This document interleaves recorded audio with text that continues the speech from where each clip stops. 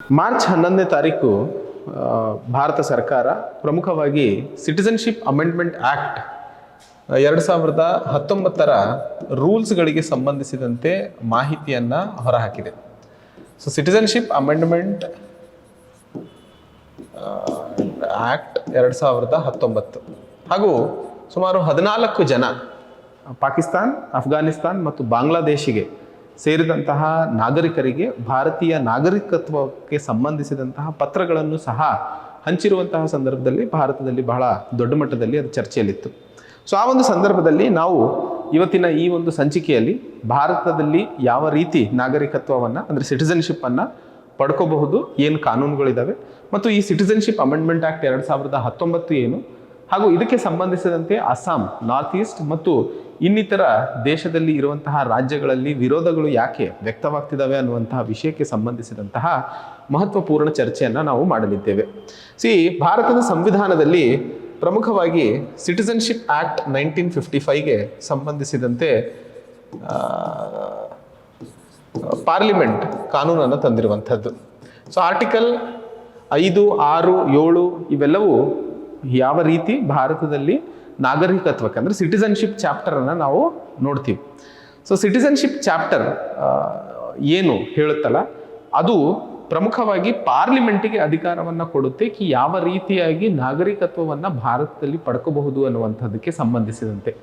ಆ ಒಂದು ಅಧಿಕಾರವನ್ನು ಬಳಸುತ್ತಾ ಪಾರ್ಲಿಮೆಂಟು ಈ ಸಿಟಿಸನ್ಶಿಪ್ ಅಮೆಂಡ್ಮೆಂಟ್ ಆ್ಯಕ್ಟ್ 1955 ಜಾರಿಗೆ ತಂದಿತ್ತು. ಈ ಜಾರಿಗೆ ತಂದಂತಹ ಕಾನೂನಿನ ಅಡಿಯಲ್ಲಿ ಭಾರತದಲ್ಲಿ ನಾಗರಿಕತ್ವವನ್ನು ಅಥವಾ ಸಿಟಿಸನ್ಶಿಪ್ಪನ್ನು ಪಡ್ಕೊಳ್ಳೋದಕ್ಕೆ 4 ಹಾದಿಯನ್ನು ಸೂಚಿಸಲಾಗಿದೆ.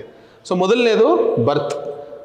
ಸೊ ಬರ್ತಿಗೆ ಸಂಬಂಧಿಸಿದಂತೆ ಅಂದರೆ ಭಾರತದಲ್ಲಿ ಹುಟ್ಟಿರಬೇಕು, ಆ ರೀತಿಯ ವ್ಯಕ್ತಿಗಳು ಭಾರತೀಯ ನಾಗರಿಕತ್ವ ಅಥವಾ ಸಿಟಿಸನ್ಶಿಪ್ಪನ್ನು ಪಡ್ಕೋಬಹುದು ಅನ್ನುವಂಥದ್ದಕ್ಕೆ ಪ್ರಾವಧಾನಗಳನ್ನು ಕೊಡಲಾಗಿದೆ. ಅದಲ್ಲದೆ 2ನೇ ಹಂತದಲ್ಲಿ ರಿಜಿಸ್ಟ್ರೇಷನ್ ಅಂತಂದರೆ ನೀವು ಭಾರತದಲ್ಲಿ ಹುಟ್ಟಿಲ್ಲ ಅಂದರೂ ಸಹ ರಿಜಿಸ್ಟ್ರೇಷನ್ ಮೂಲಕ ನಾಗರಿಕತ್ವ ಅಥವಾ ಸಿಟಿಸನ್ಶಿಪ್ಪನ್ನು ಪಡ್ಕೋಬಹುದು. 3ನೇದು ಡಿಸೆಂಟ್ ಅಂದರೆ ನಿಮ್ಮ ತಂದೆ ತಾಯಿ ಭಾರತದಲ್ಲಿ ಹುಟ್ಟಿರಬೇಕು. ನೀವು ಎಲ್ಲೋ ಬೇರೆ ಕಡೆ ಹುಟ್ಟಿದ್ದೀರಾ, ಬಟ್ ನಿಮ್ಮ ತಂದೆ ತಾಯಿ ಭಾರತದಲ್ಲಿ ಹುಟ್ಟಿದ್ರು, ಆ ಒಂದು ಆಧಾರದ ಮೇಲೆ ತಗೊಳ್ಳುವಂತಹ ನಾಗರಿಕತ್ವಕ್ಕೆ ಡಿಸೆಂಟ್ ಆಧಾರದ ಮೇಲೆ ಅಂತ ಹೇಳ್ತೀವಿ. ಸೊ 4ನೇ ಹಂತದಲ್ಲಿ ನ್ಯಾಚುರಲೈಸೇಷನ್. ಸೊ ನ್ಯಾಚುರಲ್ ಆಗಿ ನೀವು ಭಾರತದಲ್ಲಿ ಒಂದಿಷ್ಟು ಕಾಲ ಕ್ರಮೇಣ ಅಥವಾ ಒಂದಿಷ್ಟು ಅವಧಿಯನ್ನು ಕಳೆದಿದ್ದೀರಾ ಆ್ಯಂಡ್ ಭಾರತೀಯ ನಾಗರಿಕತ್ವವನ್ನು ಪಡ್ಕೊಳ್ಳುವಂತಹ ಆಸಕ್ತಿಯನ್ನು ತೋರಿಸ್ತಾ ಇದ್ದೀರಾ, ಅದಕ್ಕೋಸ್ಕರ ನ್ಯಾಚುರಲೈಸೇಷನ್ ಆಧಾರದ ಮೇಲೆ ಒದಗಿಸ್ತೀವಿ ಅನ್ನುವಂಥದ್ದು. ಸೊ ಈ 4 ರೀತಿಯಲ್ಲಿ ಯಾರಾದರೂ ವ್ಯಕ್ತಿ ನಾಗರಿಕತ್ವವನ್ನು ಪಡ್ಕೊಳ್ಳುವಂತಹ ಪ್ರಾವಧಾನವನ್ನು ಸಿಟಿಸನ್ಶಿಪ್ ಆ್ಯಕ್ಟ್ 1955ರಲ್ಲಿ ಪ್ರಾವಧಾನವನ್ನು ಮಾಡಲಾಗಿದೆ. ಈಗ ಒಂದಿಷ್ಟು ಡೀಟೇಲ್ಸ್ಗಳನ್ನು ನೋಡೋಣ. ಈ ಡೀಟೇಲ್ಸ್ಗಳನ್ನು ನೋಡಿದಾಗ ಮೊದಲನೇದಾಗಿ ಬರ್ತ್. ಈಗ ಒಬ್ಬ ವ್ಯಕ್ತಿ 26 ಜನವರಿ 1950 ಮತ್ತು 1 ಜುಲೈ 1987ರ ನಡುವೆ ಏನಾದರೂ ಭಾರತದಲ್ಲಿ ಜನಿಸಿದಂತಹ ಸಂದರ್ಭದಲ್ಲಿ ಅವರು ಆಟೋಮೆಟಿಕಲಿ ಭಾರತೀಯ ನಾಗರಿಕರಾಗಿ ಕಾಣಿಸ್ಕೊಳ್ತಾರೆ. ಸೊ ಅವ್ರ ತಂದೆ ತಾಯಿ ಅಥವಾ ಯಾರೂ ಭಾರತೀಯ ನಾಗರಿಕರಾಗಿರುವ ಅವಶ್ಯಕತೆ ಇಲ್ಲ. ಸೊ ಯಾರಾದರೂ ಒಂದು ಮಗು 26 ಜನವರಿ 1950ರಿಂದ 1 ಜುಲೈ 1987ರ ನಡುವೆ ಜನಿಸಿದಂತಹ ಸಂದರ್ಭದಲ್ಲಿ ಅವರು ಡೈರೆಕ್ಟಾಗಿ ಇಂಡಿಯನ್ ಸಿಟಿಸನ್ಶಿಪ್ ಆಗಿಬಿಡ್ತಾರೆ. ಅದೇ ರೀತಿಯಲ್ಲಿ 1 ಜುಲೈ 1987ರಿಂದ 2 ಡಿಸೆಂಬರ್ 2004ರ ನಡುವೆ ಜನಿಸಿದಂತಹ ಒಂದು ಮಗುವಿಗೆ ತಂದೆ ಐದರ್ ಆಫ್ ದಿ ಪೇರೆಂಟ್ಸ್, ತಂದೆ ಅಥವಾ ತಾಯಿ, ಇವರಿಬ್ಬರಲ್ಲಿ ಒಬ್ಬರು ಭಾರತೀಯ ಸಿಟಿಸನ್ ಆಗಿರಬೇಕು. ಆವಾಗಷ್ಟೇ ಆ ಮಗುವಿಗೆ ಭಾರತೀಯ ರಾಷ್ಟ್ರೀಯ ನಾಗರಿಕತ್ವ ಸಿಗೋದಕ್ಕೆ ಸಾಧ್ಯ. ಸೊ 1 ಜುಲೈ 1987ರಿಂದ 2 ಡಿಸೆಂಬರ್ 2004ರ ನಡುವೆ ಜನಿಸಿದಂತಹ ಮಗುವಿನ ತಂದೆ ಅಥವಾ ತಾಯಿ ಇಬ್ಬರು ಆಗಿರೋ ಅವಶ್ಯಕತೆ ಇಲ್ಲ. ಇಬ್ಬರಲ್ಲಿ ಒಬ್ಬರು ನಾಗರಿಕರಾಗಿದ್ದರೆ ಆ ಮಗು ಡೈರೆಕ್ಟಾಗಿ ಇಂಡಿಯನ್ ಸಿಟಿಸನ್ಶಿಪ್ಪನ್ನು ಪಡ್ಕೋಬಹುದು. ಆದರೆ 3 ಡಿಸೆಂಬರ್ 2004ರ ನಂತರದಲ್ಲಿ ಇಬ್ಬರು ತಂದೆ ತಾಯಿ ಇಬ್ಬರೂ ಸಹ ಭಾರತೀಯ ನಾಗರಿಕರಾಗಿದ್ದಂತಹ ಸಂದರ್ಭದಲ್ಲಿ ಮಾತ್ರ ಯಾವ ಮಗು ಭಾರತದಲ್ಲಿ ಜನಿಸಿದೆಯೋ ಆ ಒಂದು ಮಗು ಭಾರತೀಯ ನಾಗರಿಕತ್ವವನ್ನು ಪಡ್ಕೊಳ್ಳೋದಕ್ಕೆ ಸಾಧ್ಯ ಅನ್ನುವಂಥದ್ದು ಬರ್ತ್ಗೆ ಸಂಬಂಧಿಸಿದಂತೆ ನಾವು ಕೆಟಗರಿಗಳನ್ನು ಕಾಣಿಸ್ಕೊಳ್ತೀವಿ. ಸೊ 26 ಜನವರಿ 1950ರಿಂದ 1 ಜುಲೈ 1987ರವರೆಗೆ ತಂದೆ ತಾಯಿ ಯಾರೂ ಸಹ ಇಂಡಿಯನ್ ಸಿಟಿಸನ್ ಆಗುವ ಅವಶ್ಯಕತೆ ಇಲ್ಲ. ಕೇಳಿಸ್ಕೊಂತಿದ್ದೀರಾ? ಹಾಂ, ಸೊ ಇಂಡಿಯನ್ ಸಿಟಿಸನ್ಶಿಪ್ ಆಗುವ ಅವಶ್ಯಕತೆ ಇಲ್ಲ. ನೆಕ್ಸ್ಟ್ 1 ಜುಲೈ 1987ರಿಂದ 2 ಡಿಸೆಂಬರ್ 2004ರವರೆಗೂ ತಂದೆ ಅಥವಾ ತಾಯಿ ಇಬ್ಬರಲ್ಲಿ ಒಬ್ರು ಇರಬೇಕು. ಸೊ 3 ಡಿಸೆಂಬರ್ 2004ರ ನಂತರದಲ್ಲಿ ತಂದೆ ಮತ್ತು ತಾಯಿ ಇಬ್ಬರೂ ಭಾರತೀಯ ನಾಗರಿಕರಾಗಿದ್ದಂತಹ ಸಂದರ್ಭದಲ್ಲಿ ಜನಿಸಿದಂತಹ ಮಗುವಿಗೆ ಬರ್ತಿಗೆ ಆಧಾರದ ಮೇಲೆ ರಿಜಿಸ್ಟ್ರೇಷನ್ ಅಥವಾ ನಾಗರಿಕತ್ವವನ್ನು ಕೊಡಲಾಗುವುದು.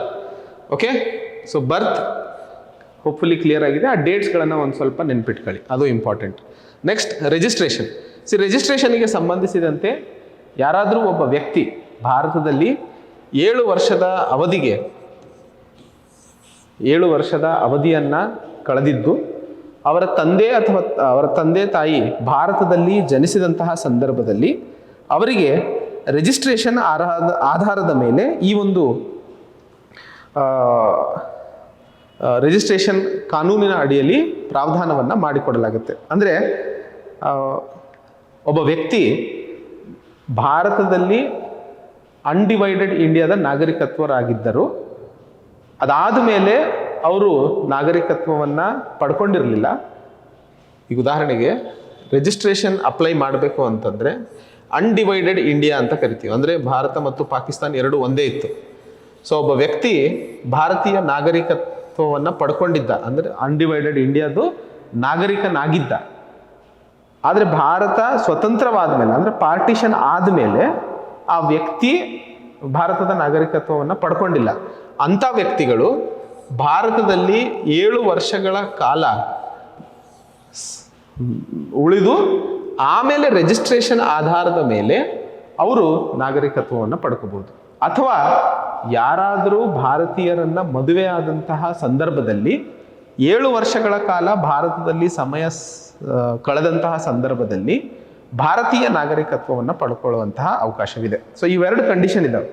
ನೀವು ಯಾರಾದರೂ ಭಾರತೀಯರಿಗೆ ಮದುವೆಯಾಗಿ ಭಾರತದಲ್ಲಿ 7 ವರ್ಷಗಳ ಕಾಲ ಬದುಕಿದ್ರೆ, ಈಗ ಉದಾಹರಣೆಗೆ ನೀವು ಯಾರಾದರೂ ಯಾವ ದೇಶದ ಹುಡುಗಿಗೆ ಮದುವೆ ಆಗ್ಬೇಕು ಅನ್ಕೊಂತಿದೆಯೋ? ಯಾರು? ಅಮೇರಿಕನ? ಬೇರೆ ದೇಶದ ಹೇಳಬೇಕು. ಅಮೇರಿಕ. ಈಗ ಅಮೇರಿಕ ಹುಡುಗಿ ನೀವು ಮದುವೆ ಆಗ್ಬೇಕು ಅನ್ಕೊಂತಿದ್ಯಾ? ಸೊ ಅಮೇರಿಕ ಹುಡುಗಿಗೆ ಮದುವೆ ಆದ ಮೇಲೆ ಆ ಹುಡುಗಿ ಬಂದು ಭಾರತದಲ್ಲಿ 7 ವರ್ಷ ಬದುಕಬೇಕು.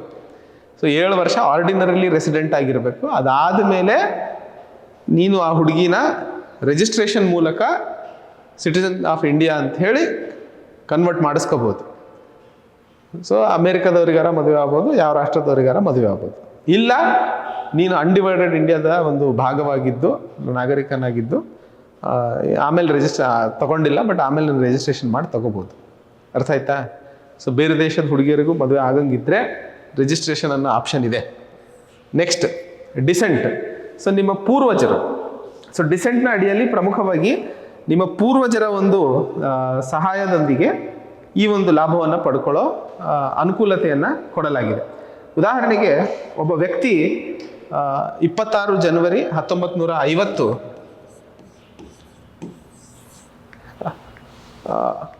ಆದಮೇಲೆ ಜನಿಸಿದಾನೆ. ಅದು ಭಾರತದ ಹೊರಗಡೆ. ಸೊ ಭಾರತದ ಹೊರಗಡೆ 1950 26 ಜನವರಿ ನಂತರದಲ್ಲಿ ಹುಟ್ಟಿದಂತಹ ವ್ಯಕ್ತಿಗೆ ಏನಾದರೂ ಭಾರತದಲ್ಲಿ ನಾಗರಿಕತ್ವ ಬೇಕು ಅಂತ ಅಂದರೆ ಅವರ ತಂದೆ ಭಾರತೀಯರಾಗಿರಬೇಕು. ಹಾಗಿದ್ದರೆ ಮಾತ್ರ ಡಿಸೆಂಟ್ ಆಧಾರದ ಮೇಲೆ ಅವರ ತಂದೆ ಭಾರತದಲ್ಲಿ ಹುಟ್ಟಿ ನಾಗರಿಕತ್ವವನ್ನು ಪಡ್ಕೊಂಡಂತಹ ಸಂದರ್ಭದಲ್ಲಿ ಅವರ ಮಗು ಯಾರು ಹೊರದೇಶದಲ್ಲಿ ಹುಟ್ಟಿದೆ ಅದನ್ನು ಡಿಸೆಂಟ್ ಆಧಾರದ ಮೇಲೆ ನಾಗರಿಕತ್ವವನ್ನು ಪಡ್ಕೊಳ್ಳೋ ಪ್ರಾವಧಾನವನ್ನು ಒದಗಿಸಲಾಗಿದೆ. ಸೊ ಹೋಪ್ಫುಲಿ ಅರ್ಥ ಆಯಿತು.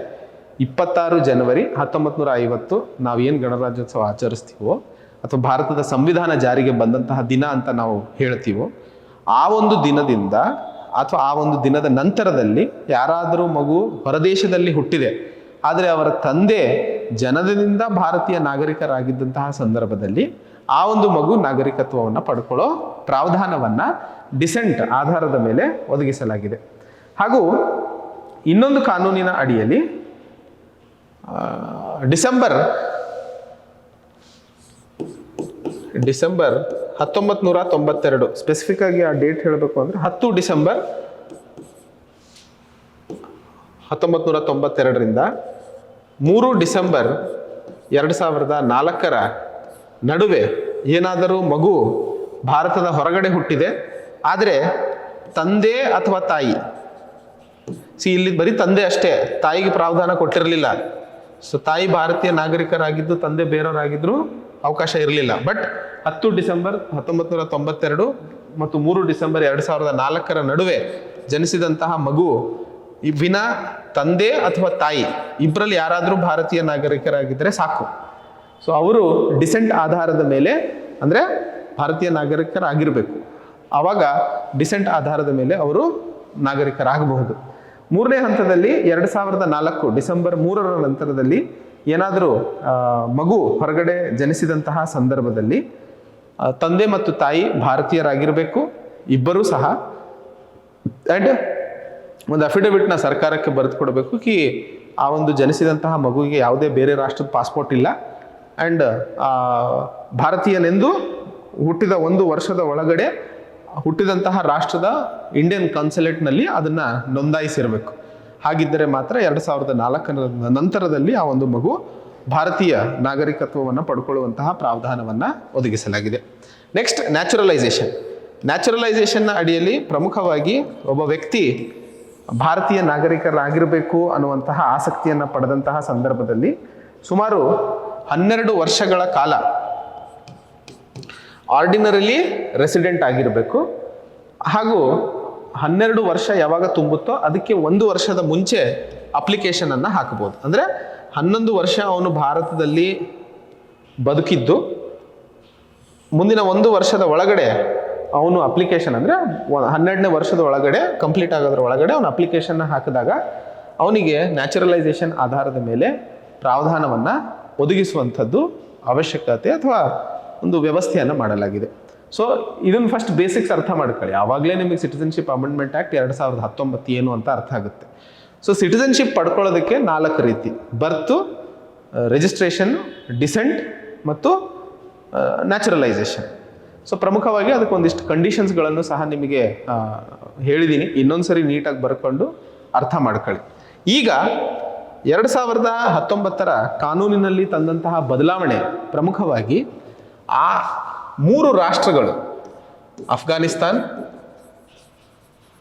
ಪಾಕಿಸ್ತಾನ್ ಹಾಗೂ ಬಾಂಗ್ಲಾದೇಶ್, ಹಾಗೂ 6 ಧರ್ಮಗಳು. ಯಾವ 6 ಧರ್ಮ? Hindu, Jain, Parsi, Buddhist, Christian, Sikh. ನೆನ್ಪಿಟ್ಕೊಳ್ಳಿ, ಇವು 6 ಧರ್ಮಗಳು ಮಾತ್ರ. ಸೊ ಈ 3 ರಾಷ್ಟ್ರಗಳಲ್ಲಿ, ಅಫ್ಘಾನಿಸ್ತಾನ್, ಪಾಕಿಸ್ತಾನ್ ಮತ್ತು ಬಾಂಗ್ಲಾದೇಶಲ್ಲಿ ಈ 6 ಧರ್ಮದ ಜನರು ಏನು ಬದುಕಿದಾರೋ ಅವರು ಏನಾದರೂ ಡಿಸೆಂಬರ್ 31, 2014 ಮುಂಚೆ ಭಾರತಕ್ಕೆ ಬಂದಿದ್ರೆ, ಈ ದೇಶದಲ್ಲಿ ನಾವು ಹಿಂದೂ ಇದ್ದೀವಿ ಅಂತ ಸಾಯಿಸ್ತಾ ಇದ್ದಾರೆ, ಅಥವಾ ನಾನು ಬುದ್ಧಿಸ್ಟ್ ಇದ್ದೀನಿ ಅಂತ ಸಾಯಿಸ್ತಾ ಇದ್ದಾರೆ, ಅಥವಾ ನಾನು ಕ್ರಿಶ್ಚಿಯನ್ ಇದ್ದೀನಿ ಅಂತ ಸಾಯಿಸ್ತಾ ಇದ್ದಾರೆ, ಅಥವಾ ಸಾಯಿಸೋ ಸಾಧ್ಯತೆ ಇದ್ದಾವೆ. ಬಿಕಾಸ್ ಇವೆಲ್ಲ ಮುಸ್ಲಿಂ ಡಾಮಿನೇಟೆಡ್ ಕಂಟ್ರೀಸ್ ಆಗಿರುವಂತಹ ಸಂದರ್ಭದಲ್ಲಿ ಅವರಿಗೆ ಜಾತಿಯ ಆಧಾರದ ಮೇಲೆ ಅವರನ್ನು ಕೊಲೆ ಮಾಡುವಂಥದ್ದಾಗಿರ್ಬೋದು ಅಥವಾ ಬದುಕಲು ಸಾಧ್ಯವಾಗದೇ ಇರುವಂತಹ ಸಂದರ್ಭದಲ್ಲಿ ಡಿಸೆಂಬರ್ 31, 2014 ಮುಂಚೆ ಭಾರತಕ್ಕೆ ಬಂದು ನೆಲೆಸಿದಂತಹ ಸಂದರ್ಭದಲ್ಲಿ ಸಿಟಿಸನ್ಶಿಪ್ ಅಮೆಂಡ್ಮೆಂಟ್ ಆ್ಯಕ್ಟ್ 2019ರ ಅಡಿಯಲ್ಲಿ ಒಂದು ವಿಶೇಷವಾದಂತಹ ಪ್ರಾವಧಾನವನ್ನು ಮಾಡಲಾಗಿದೆ. ಸೊ ಅದರ ಅಡಿಯಲ್ಲಿ 5 ವರ್ಷ ಬದುಕಿದ್ರೆ ಸಾಕು ಭಾರತದಲ್ಲಿ. ಈಗ ನ್ಯಾಚುರಲೈಸೇಷನ್ ಅಡಿಯಲ್ಲಿ ಏನಿತ್ತು? 11 ವರ್ಷ ಬದುಕಿರಬೇಕು, ಕೊನೆ 1 ವರ್ಷ ಅಪ್ಲಿಕೇಶನ್ ಹಾಕಬೇಕು, ಹೌದಾ? ಆದರೆ ಇಲ್ಲಿ ಸಡಿಲಿಕೆಯನ್ನು ಮಾಡಲಾಗಿದೆ. ಸೊ ನೀವು 5 ವರ್ಷ ಭಾರತದಲ್ಲಿ ಆರ್ಡಿನರಿಲಿ ರೆಸಿಡೆಂಟ್ ಇದ್ದರೆ ಸಾಕು, ಅದರ ಆಧಾರದ ಮೇಲೆ ನೀವು ಭಾರತೀಯ ನಾಗರಿಕತ್ವವನ್ನು ಪಡ್ಕೋಬಹುದು. ಆದರೆ ಇಲ್ಲಿ ಕಂಡೀಷನ್ಸ್ಗಳನ್ನು ಒದಗಿಸಲಾಗಿದೆ. ಏನು? ಮೊದಲನೇದಾಗಿ ಈ ಒಂದು ಕಂಡೀಷನ್ನು 6ನೇ ಶೆಡ್ಯೂಲ್ನಲ್ಲಿ ಇರುವಂತಹ ರಾಜ್ಯಗಳ ಮೇಲೆ ಅನ್ವಯವಾಗೋದಿಲ್ಲ. ಈಗ ಭಾರತದ ಸಂವಿಧಾನದಲ್ಲಿ ಒಟ್ಟು 12 ಶೆಡ್ಯೂಲ್ಗಳಿದ್ದಾವೆ. ಅದರಲ್ಲಿ 6ನೇ ಶೆಡ್ಯೂಲಲ್ಲಿ ಬರುವಂತಹ ರಾಜ್ಯಗಳು ಯಾವ್ಯಾವು ಅಂದರೆ ATM² ಅಂತ ನೆನ್ಪಿಟ್ಕೊಳ್ಳಿ. ATM²ನಲ್ಲಿ ಎ ಅಂದರೆ ಅಸ್ಸಾಂ, ಟಿ ಅಂದರೆ ತ್ರಿಪುರಾ, ಎಂ ಅಂದರೆ ಮಿಜೋರಂ, ಹಾಗೂ ಇನ್ನೊಂದು ಎಂ ಅಂದರೆ ಮಣಿಪುರ್. ಸೊ ಅಸ್ಸಾಂ, ತ್ರಿಪುರಾ, ಮಿಜೋರಂ ಮತ್ತು ಮಣಿಪುರ್ ರಾಜ್ಯಗಳಿಗೆ ಬಿಟ್ಟು ನೀವು ದೇಶದ ಯಾವ ಭಾಗದಲ್ಲಾದರೂ ಸರಿ ಈ ಒಂದು ಅಧಿಕಾರವನ್ನು ಪಡ್ಕೊಳ್ಳುವಂತಹ ಅಥವಾ ಸಿಟಿಸನ್ಶಿಪ್ ಅಮೆಂಡ್ಮೆಂಟ್ ಆ್ಯಕ್ಟ್ನ ಅಡಿಯಲ್ಲಿ ನೀವೇನಾದರೂ ಭಾರತಕ್ಕೆ ಬಂದಿದ್ದರೆ ಪಡ್ಕೊಳ್ಳುವಂತಹ ಅಥವಾ ಪ್ರಾವಧಾನವನ್ನು ನಿಮ್ಮದಾಗಿಸ್ಕೊಳ್ಳುವಂತಹ ಅವಕಾಶವನ್ನು ಮಾಡಿಕೊಡಲಾಗಿದೆ. ಇದಲ್ಲದೆ ಇನ್ನೊಂದು ಪ್ರಮುಖವಾಗಿ ಅರ್ಥ ಮಾಡಿಕೊಳ್ಬೇಕಾಗಿರುವಂಥದ್ದು, ದೇಶದಲ್ಲಿ ಕೆಲವೊಂದು ರಾಜ್ಯಗಳಲ್ಲಿ ಇನ್ನರ್ ಲೈನ್ ಪರ್ಮಿಟನ್ನು ಘೋಷಣೆ ಮಾಡಲಾಗಿದೆ. ಈಗ ಇನ್ನರ್ ಲೈನ್ ಪರ್ಮಿಟ್ ಪ್ರಮುಖವಾಗಿ ನಮಗೆ ಗೊತ್ತಿರುವಂಥದ್ದು ಒಂದಿಷ್ಟು ಬುಡಕಟ್ಟು ಜನಾಂಗದ ಸಂಸ್ಕೃತಿಯನ್ನು ಕಾಪಾಡುವಂತಹ ನಿಟ್ಟಿನಲ್ಲಿ ತಂದಂತಹ ಒಂದು ಪ್ರಮುಖವಾದಂತಹ ಕಾನೂನಾಗಿರುತ್ತದೆ. ಸೊ ಈ ಒಂದು ಇನ್ನರ್ ಲೈನ್ ಪರ್ಮಿಟ್ ಇರುವಂತಹ ರಾಜ್ಯಗಳಲ್ಲಿ ಪ್ರಮುಖವಾಗಿ ಈ ಒಂದು ಕಾನೂನು ಅನ್ವಯವಾಗೋದಿಲ್ಲ ಅನ್ನುವಂಥದ್ದನ್ನು ಪ್ರಮುಖವಾಗಿ ನೆನ್ಪಿಟ್ಕೋಬೇಕಾಗಿರುವಂತಹ ವಿಷಯ. ನೆಕ್ಸ್ಟ್ ಇನ್ನೊಂದು ಇಂಪಾರ್ಟೆಂಟ್ ಆಗಿರುವಂಥದ್ದು, ಈ 6ನೇ ಶೆಡ್ಯೂಲ್ ಮತ್ತು ಇನ್ನರ್ ಲೈನ್ ಪರ್ಮಿಟನ್ನು ಬಿಟ್ಟು ದೇಶದ ಯಾವ ಭಾಗದಲ್ಲಾದರೂ ಸರಿ ಭಾರತೀಯರು ನೆಲೆಸಿದಂತಹ ಸಂದರ್ಭದಲ್ಲಿ ಅವರಿಗೆ ಈ ಒಂದು ಕಾನೂನಿನ ಅಡಿಯಲ್ಲಿ ನಾಗರಿಕತ್ವವನ್ನು ಪಡ್ಕೊಳ್ಳೋ ಪ್ರಾವಧಾನ ಇದೆ. ಆದರೆ ಇಲ್ಲಿ ಪ್ರಮುಖವಾಗಿ ಅಸ್ಸಾಂ ರಾಜ್ಯದಲ್ಲಿ ಒದಗಿಸಿದಂತಹ ಈ ಒಂದು ಪ್ರಾವಧಾನಕ್ಕೆ ಸಂಬಂಧಿಸಿದಂತೆ ಬಹಳ ದೊಡ್ಡ ಮಟ್ಟದಲ್ಲಿ ವಿರೋಧ ಇದೆ. ಯಾಕೆ? ಅಸ್ಸಾಂ ನಾರ್ತ್ ಈಸ್ಟರ್ನ್ ರೀಜನ್ನಲ್ಲಿ ಏನಿದೆಯೋ ಅಲ್ಲಿ ಬಹಳ ದೊಡ್ಡ ಮಟ್ಟದಲ್ಲಿ ಬಾಂಗ್ಲಾದೇಶಿ ಮೈಗ್ರೆಂಟ್ಸು ಅಥವಾ ರೆಫ್ಯೂಜೀಸು ಬಂದು ಉಳ್ಕೋತಾರೆ. ಈಗ ಉಳ್ಕೊಂಡಂತಹ ಸಂದರ್ಭದಲ್ಲಿ ಅಲ್ಲಿ ಮೊದಲಿಗೆ ಅಲ್ಲಿನ ಜನ ಹೊರಗಿನವ್ರು ಬಂದು ನಮ್ಮ ಭೂಮಿ ಅಥವಾ ನಮ್ಮ ಒಂದು ಸಂಸ್ಕೃತಿ ಅಥವಾ ನಮ್ಮ ಜಾಗವನ್ನು ಹಾಳು ಮಾಡ್ತಿದ್ದಾರೆ ಅಂತ ಹೇಳಿ ದೊಡ್ಡ ಮಟ್ಟದಲ್ಲಿ ಜಗಳ ಆಗಲಿ ಶುರು ಆಗಿತ್ತು. ಆ್ಯಂಡ್ ಅದರ ಪ್ರಕಾರ ಒಂದು ಅಸ್ಸಾಂ ಅಕಾರ್ಡನ್ನು ಸೈನ್ ಮಾಡಲಾಗಿತ್ತು.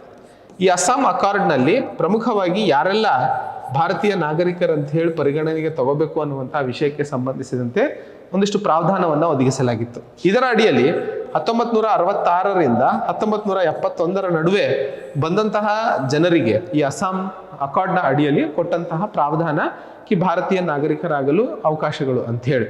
ಆದರೆ ಈಗ ಭಾರತ ಸರ್ಕಾರ ಹೊಸ ಒಂದು ಡೇಟ್ ತಂದೈತಿ, ಡಿಸೆಂಬರ್ 31, 2014 ಅಂತ. ಸೊ ಈ ಒಂದು ಕಾನೂನು ಅಥವಾ ಈ ಒಂದು ಡೇಟು ಈ ಅಸ್ಸಾಂ ಅಕಾರ್ಡ್ನ ವಿರುದ್ಧವಾಗಿದೆ. ಆ ಒಂದು ಸಂದರ್ಭದಲ್ಲಿ ಈ ಭಾಗಗಳಲ್ಲಿ ಇರುವಂತಹ ಜನರ ಮೇಲೆ ಇದು ಒಂದಿಷ್ಟು ನೆಗೆಟಿವ್ ಇಂಪ್ಲಿಕೇಶನ್ಸ್ ಆಗುವಂತಹ ವಿಷಯಕ್ಕೆ ಸಂಬಂಧಿಸಿದಂತೆ ನಾರ್ತ್ ಈಸ್ಟಲ್ಲಿ ಪ್ರಮುಖವಾಗಿ ತನ್ನ ರಾಜ್ಯಗಳಲ್ಲಿ ಇರುವಂತಹ ಒಂದಿಷ್ಟು ಜನರನ್ನು ಯಾರು ಹೊರಗಿಂದ ಬಂದಿದ್ದಾರೆ ಅವ್ರನ್ನ ಮತ್ತೆ ನಾವು ಇಲ್ಲೇ ಉಳಿಸ್ಕೋಬೇಕಾಗುತ್ತೆ ಅನ್ನುವಂತಹ ವಿರೋಧ ವ್ಯಕ್ತವಾಗ್ತಿರುವಂಥದ್ದು. ಎರಡನೇ ಹಂತದಲ್ಲಿ ಈ 6 ಧರ್ಮಗಳನ್ನು ಏನು ನಾಗರಿಕತ್ವ ಕೊಟ್ಟಿದ್ದಾರಲ್ಲ ಇದ್ರಾಗೆ ಮುಸ್ಲಿಂ ಇಲ್ಲ. ಅಂದರೆ ಒಂದಿಷ್ಟು ರಾಷ್ಟ್ರಗಳಲ್ಲಿ ಮುಸ್ಲಿಮ್ಸಿಗೂ ಸಹ ಒಂದಿಷ್ಟು ಮಾನವೀಯ ಸಮಸ್ಯೆಗಳು ಎದುರಾಗ್ತಿದ್ದಾರೆ. ಮುಸ್ಲಿಮ್ಸಿಗೂ ಹೊಡೆದು ಸಾಯಿಸ್ತಿದ್ದಾರೆ. ಯಾಕಂದರೆ ಮುಸ್ಲಿಮ್ಸಲ್ಲೂ ಶಿಯಾ ಅಂತ ಇದೆ, ಸುನ್ನಿ ಅಂತ ಇದೆ. ಸೊ ಒಂದಿಷ್ಟು ಮೈನರ್ ಕಮ್ಯುನಿಟೀಸ್ ಏನಿದ್ದಾವೆ ಒಂದು ಧರ್ಮದಲ್ಲಿ ಅವರ ಮೇಲೆ ಆಗ್ತಿರುವಂತಹ ದೌರ್ಜನ್ಯಕ್ಕೆ ಯಾಕೆ ಭಾರತದಲ್ಲಿ ಪರಿಗಣನೆಗೆ ತಗೊಳ್ತಿಲ್ಲ ಅಂಥೇಳಿ ಇಂಡಿಯನ್ ಮುಸ್ಲಿಂ ಯೂನಿಯನ್ ತನ್ನ ಒಂದು ವಿರೋಧವನ್ನು ವ್ಯಕ್ತಪಡಿಸಿರುವಂಥದ್ದು. ಬಿಕಾಸ್ ಭಾರತದ ಸಂವಿಧಾನದಲ್ಲಿ ಆರ್ಟಿಕಲ್ 14 ಸಮಾನತೆಗೆ ಸಂಬಂಧಿಸಿದಂತೆ ಮಾತನ್ನು ಹೇಳುತ್ತೆ, ರೈಟ್ ಟು ಈಕ್ವಾಲಿಟಿ. ಸೊ ನಾವು ಈಕ್ವಾಲಿಟಿ ಬಗ್ಗೆ ಸಂವಿಧಾನದ ಮೂಲಭೂತ ಹಕ್ಕುಗಳಲ್ಲಿ ಮಾತಾಡಬೇಕಾದ್ರೆ ಇಲ್ಲಿ ಒಂದಿಷ್ಟು ಧರ್ಮಗಳಿಗೆ ಮಾತ್ರ ವಿಶೇಷ ಪ್ರಾವಧಾನವನ್ನು ಕೊಟ್ಟು ಉಳಿದವರಿಗೆ ಹೊರಗಿಡೋದ್ರಿಂದ ದೇಶದ ಒಂದು ಬುನಾದಿಯ ಮೇಲೆ ನಾವು ಹಾಕ್ತಾ ಇರುವಂತಹ ಕಪ್ಪು ಚುಕ್ಕೆ ಅನ್ನುವಂಥದ್ದನ್ನು ಪ್ರಮುಖವಾಗಿ ಇಲ್ಲಿ ಹೇಳಲು ಪ್ರಯತ್ನಿಸ್ತಿರುವಂಥದ್ದು. ಒಟ್ಟಾರೆ ಅದೇನೇ ವಿರೋಧಗಳು ಇರಲಿ, ಬಟ್ ಕಾನೂನಾತ್ಮಕವಾಗಿ ಸರ್ಕಾರ ತಂದಿರುವಂತಹ ಒಂದಿಷ್ಟು ಬದಲಾವಣೆಗಳು ಮತ್ತು ದೇಶದಲ್ಲಿ ಕೊಡ್ತಾ ಇರುವಂತಹ ನಾಗರಿಕತ್ವಕ್ಕೆ ಸಂಬಂಧಿಸಿದಂತೆ ನೀವು ಒಂದಿಷ್ಟು ಪ್ರಾವಧಾನಗಳನ್ನು ಸರಿಯಾಗಿ ತಿಳ್ಕೊಬೇಕು. ಸೊ ವಿಡಿಯೋನ ಚೆನ್ನಾಗಿ ತಿಳ್ಕೊಳ್ಳಿ, ಅರ್ಥ ಮಾಡ್ಕೊಳ್ಳಿ. ಬಿಕಾಸ್ ಮುಂಬರುವಂತಹ ಪರೀಕ್ಷೆಗಳಲ್ಲಿ ಇದೊಂದು ಪ್ರಮುಖವಾದಂತಹ ಪ್ರಶ್ನೆಯಾಗಿ ಡೆಫಿನೆಟ್ ಆಗಿ ಬರುತ್ತೆ. ಬಿಕಾಸ್ ಈಗಷ್ಟೇ ಇದು ಮಾಡಿರೋದ್ರಿಂದ. ಸೊ ಹೋಪ್ಫುಲಿ ಅರ್ಥ ಆಗಿದೆ ಅಂತ ಅನ್ಕೋತೀನಿ. ಏನೋ ಬರೀ ಕತ್ತಾಗಿ ನಡೆಸ್ತಿದ್ದೀರಾ. ಸರಿ, ಇವತ್ತಿನ ವಿಡಿಯೋದಲ್ಲಿ 2 ವಿಷಯ ನಾನು ಆ್ಯಕ್ಚುಲಿ ಮರೆತುಬಿಟ್ಟೆ. ಒಂದು, ಇನ್ನರ್ ಲೈನ್ ಪರ್ಮಿಟ್ ಸ್ಟೇಟ್ಸ್ ಅಥವಾ ಇನ್ನರ್ ಲೈನ್ ಪರ್ಮಿಟ್ನ ಅಡಿಯಲ್ಲಿ ಇರುವಂತಹ ರಾಜ್ಯಗಳು ಯಾವ್ಯಾವು ಅನ್ನುವಂಥದ್ದನ್ನು ಪ್ರಮುಖವಾಗಿ ನೀವು ನೆನ್ಪಿಟ್ಕೊಳ್ಳಿ.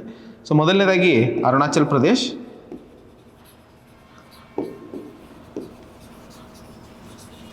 ಹಿಮಾಚಲ್ ಪ್ರದೇಶ್,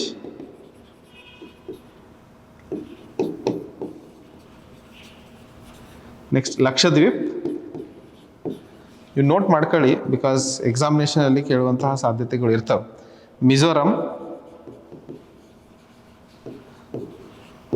ನಾಗಾಲ್ಯಾಂಡ್, ಮಣಿಪುರ್. ಸೊ ಇವತ್ತಿನ ಸಂದರ್ಭದಲ್ಲಿ ಭಾರತದಲ್ಲಿ ನಾವು ಅರುಣಾಚಲ್ ಪ್ರದೇಶ್, ಹಿಮಾಚಲ್ ಪ್ರದೇಶ್, ಲಕ್ಷದ್ವೀಪ್, ಮಿಜೋರಂ, ನಾಗಾಲ್ಯಾಂಡ್ ಮತ್ತು ಮಣಿಪುರ್ ರಾಜ್ಯಗಳಲ್ಲಿ ಇನ್ನರ್ ಲೈನ್ ಪರ್ಮಿಟ್ನ ಪ್ರಾವಧಾನವನ್ನು ಕಾಣಿಸ್ಕೊಳ್ತೀವಿ. ಸೊ ಈ ಇನ್ನರ್ ಲೈನ್ ಪರ್ಮಿಟಲ್ಲಿ ಇರುವಂತಹ ಜನರ ಮೇಲೆ CAA 2019 ಏನು ಅಮೆಂಡ್ಮೆಂಟ್ ಇದೆ ಅದು ಅಪ್ಲೈ ಆಗೋದಿಲ್ಲ. ಹಾಗೂ ಈ 6th ಶೆಡ್ಯೂಲ್ನಲ್ಲಿ ಒಂದು ತಪ್ಪು ಏನಂದರೆ, ಈ ಮಣಿಪುರ ಅಲ್ಲ, ಇದು ಮೇಘಾಲಯ. ಸೊ ಯಾವ 4 ರಾಜ್ಯಗಳಿಗೆ 6ನೇ ಶೆಡ್ಯೂಲ್ನಲ್ಲಿ ಪ್ರಾವಧಾನವನ್ನು ಒದಗಿಸಲಾಗಿದೆ ಅಂತಂದರೆ, ATM ಸ್ಕ್ವೇರ್ನಲ್ಲಿ ಅಸ್ಸಾಂ, ತ್ರಿಪುರಾ, ಮಿಜೋರಾಂ ಮತ್ತು ಮೇಘಾಲಯ ರಾಜ್ಯಗಳ ಮೇಲೆ ಈ ಇನ್ನರ್ ಲೈನ್ 6th ಶೆಡ್ಯೂಲ್ನ ಪ್ರಾವಧಾನಗಳನ್ನು ಒದಗಿಸಲಾಗಿರುವಂಥ ಇವೆರಡು ಚೇಂಜಸ್ಗಳನ್ನು ದಯವಿಟ್ಟು ಇದು ಮಾಡ್ಕೊಳ್ಳಿ. ಸೊ ಮತ್ತೆ ಸಿಗೋಣ. ಜೈ ಹಿಂದ್, ಜೈ ಕರ್ನಾಟಕ.